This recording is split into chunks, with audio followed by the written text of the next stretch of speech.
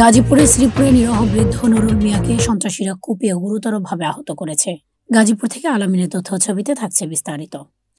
আমি আর বিচার চাই, আমি আর কিছু চাই না। আমার বাবারে কেন মারলো বুড়া মানুষ? আমার বাবা কাউকে তো কিছু বলে নাই। আমার বাবা কেন মারলো আমার বাবারে?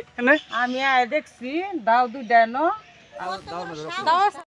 আর হুন্ডার এনো দুইটা দাও। আমার ভাই বউ শিক্ষার পারতাছে লইয়া আমার ভাইয়ের আমার ভাইয়ের আমার ভাই কামতাছে কই দেখবো না মানে দাদা কমাইছে।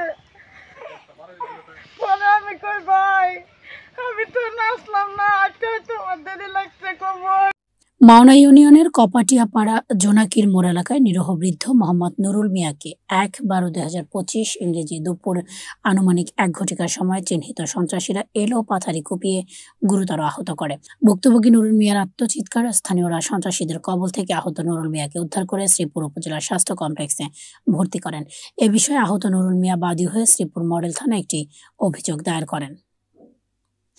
৩ দিন পার হয়ে গেল, এখন পর্যন্ত মামলাটি নেয়নি শ্রীপুর মডেল থানা পুলিশ, এমনটাই দাবি করেছেন ভুক্তভোগী নুরুল মিয়া এবং তার পরিবার। আহত নুরুল মিয়া সহ পরিবারবর্গ ন্যায় বিচারের দাবি জানিয়েছেন। বিচার চাই, আমি বুড়া মানুষ। এখন তুমি চাও কি? সেটা সুস্থ বিচার চাই। থানাতে গেছি অভিযোগ দিব, থানার পুলিশ বলছে আমরা বলছি যে মামলা নেন, আপনারা মামলা নিয়ে এফআইআর করেন। তারা বলে যে না বিবাদ না ঝগড়া না কিচ্ছু না, তা করলো গ্যাংগর। তাদেরকে উদ্ধার করছে কে পরে গন্ডগোলের পর? জনগণ উদ্ধার করছে, যে চতুর্দিকটা মানুষ দৌড় ফাইরে আইতাছে। তখন তারা ওই দিন ঘটনাস্থলে আমি ওই পাশে দাদা দাদি বাড়িতেছে, ওই পাশে কামরারা ওইখানে কাজ করতেছি। তারপরে আমার অন্য এক লোকে ঢাকা বলতেছে দেখো ওইদিকে দাউদ নিয়ে খুব কুবাকুল হইতেছে। হ্যালো, আসসালামু আলাইকুম ভাই, আমি সংবাদকর্মী আলামিন বলছিলাম। মাওনা ইউনিয়নের চকপাড়া থেকে একটি অভিযোগ করেছিল নুরুল মিয়া, তো এই ব্যাপারে আপনার একটা বক্তব্য দরকার ছিল। তদন্ত চলছে, তদন্ত সাবেক। হ্যালো হ্যালো, জি ভাই।